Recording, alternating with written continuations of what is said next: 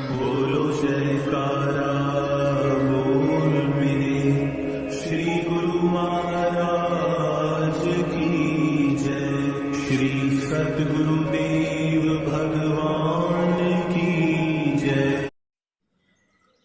गुरुमुखो, जो संतों का कहना नहीं मानते हैं वे अपने कर्मों का हिसाब स्वयं देते हैं।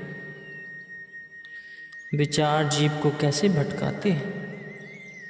जीते जी जो अपने अंदर जैसा ख्याल सुदृढ़ कर लेता है उसका परिणाम उसे शरीर रहने तक ही नहीं अपितु मृत्यु उपरांत भी भुगतना पड़ता है।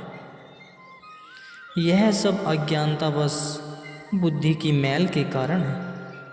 इसलिए इंसान को विचार करना चाहिए कि अज्ञानता का यह अंधकार कैसे दूर हो।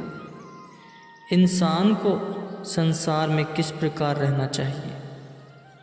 जैसे हम कपड़े पहनते हैं, स्वयं उस पर मिट्टी न कभी डालें तो भी अगले दिन वे मैले ही हो जाते हैं। जैसे घर में हम मिट्टी नहीं डालते तो भी झाड़ू लगाने से मिट्टी निकल जाती है। दांतों पर रोज़ हल्की पीली तह चढ़ जाती है। इसी प्रकार बुद्धि पर मायावी विचारों और कुसंग का प्रभाव चढ़ता जाता है। हमें भले ही यह दृष्टिगोचर न हो किंतु यह धीरे धीरे अपना प्रभाव डालता ही देता है। जैसे नाखून और बाल बढ़ते हैं लेकिन पता बाद में चलता है, वैसे ही बुद्धि जो अति सूक्ष्म है उस पर धीरे धीरे मैल चढ़ती जाती है। पहले तो उसका कुछ पता नहीं चलता किंतु उसका परिणाम बाद में भयानक होता है। इंसान का स्वभाव पशु समान होता जाता है।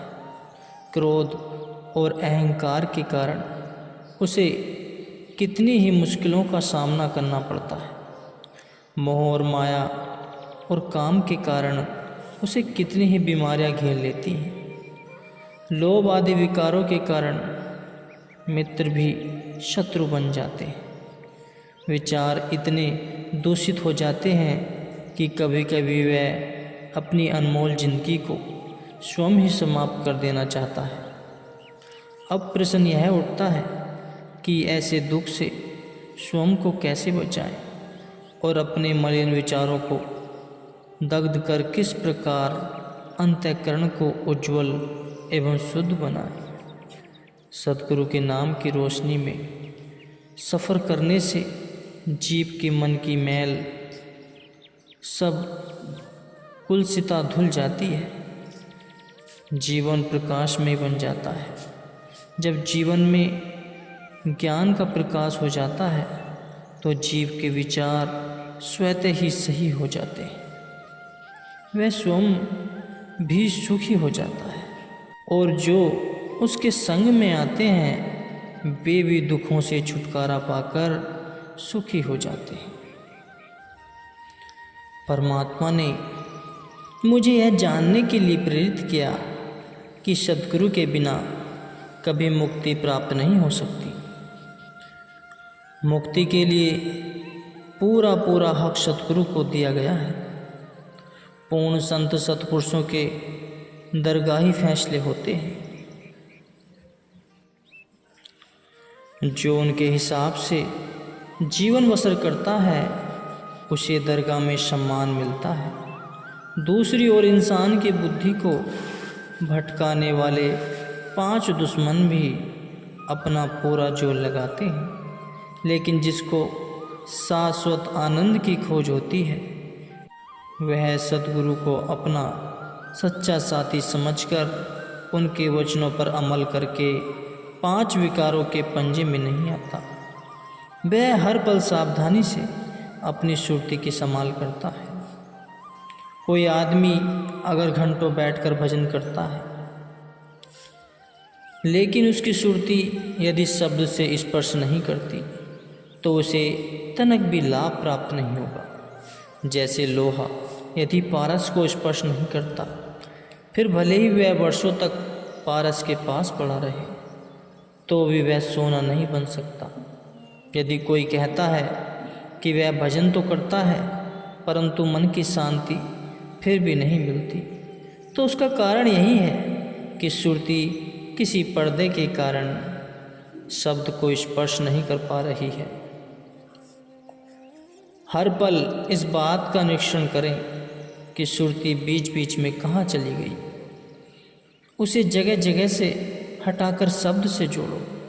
जैसे बिना बिजली के कनेक्शन के प्रकाश नहीं होता, जैसे धरती के अंदर जल है पर बिना खुदाई के वह प्रकट नहीं होता, उसी प्रकार यदि सुरती का कनेक्शन संत सद्गुरु से जुड़ा ही नहीं तो अंतर हृदय में प्रकाश कैसे, वह शांति कैसे प्राप्त होगी।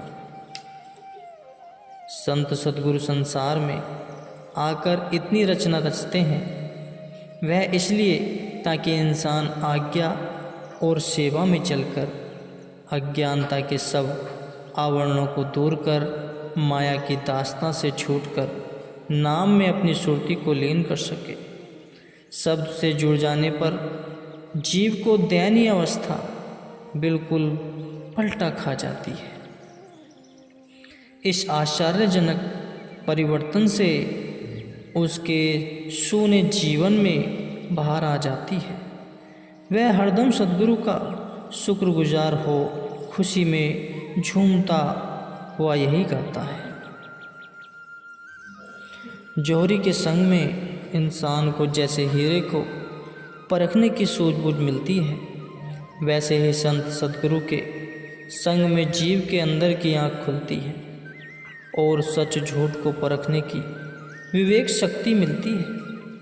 जिनकी आँख खुल जाती है वे स्वयं को सच पर कुर्बान कर देते हैं, लेकिन सच का त्याग नहीं करते। दुनिया उन्हें कितना भी गुमराह करे और अपने कथनानुसार चलाने को बाध्य करे, फिर भी वे सत्य को नहीं छोड़ते, नहीं त्यागते।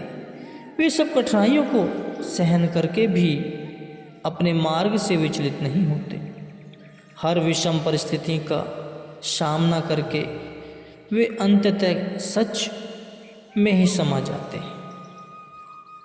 भक्तिमती मीराबाई जी का नाम आज भी बड़े आदर व सम्मान सहित लिया जाता है।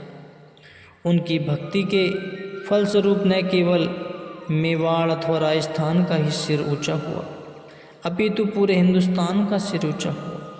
अब सोचा जाए कि अगर मीराबाई जी भक्ति के सतमार्ग को त्याग कर लोगों के कहने पर झूठ को अपना लेती तो क्या वह इतनी ऊंची अवस्था पर पहुंच पाती। विजय तो सच की ही होती है, फिर लोग चाहे लाख बुराइयां कर ले। श्री गुरु नानक देव जी को कुछ लोग कुराही कहकर बुलाने लगे, क्योंकि वे लोग स्वयं जिस गलत मार्ग पर चल रहे थे उसे ही ठीक जान उन्हें भी उसी रास्ते पर चलने को कहने लगे। एक तरफ लाखों लोग हो और दूसरी तरफ फकत एक अकेला व्यक्ति हो, यह कोई मामूली मुकाबला तो नहीं होता। लेकिन सत्य पर भरोसा करने वाले कभी झूठ के आगे घुटने नहीं टेकते। श्री गुरु नानक देव जी ने अपने सत्य के मार्ग पर अडिग रहे। ऐसे सच्चे सद्गुरु के शिष्य भी सच को ग्रहण कर सच के लिए सब कुछ कुर्बान कर देते हैं। जो कमज़ोर ख्यालों के होते हैं वे भक्ति मार्ग पर अपना तो लेते हैं, परंतु परीक्षा के समय डमाडोल हो जाते हैं। वे स्तुति व निंदा की लहरों का टकराव सहन नहीं कर पाते और भवसागर में गोते खाकर अपना सब कुछ गवा देते हैं।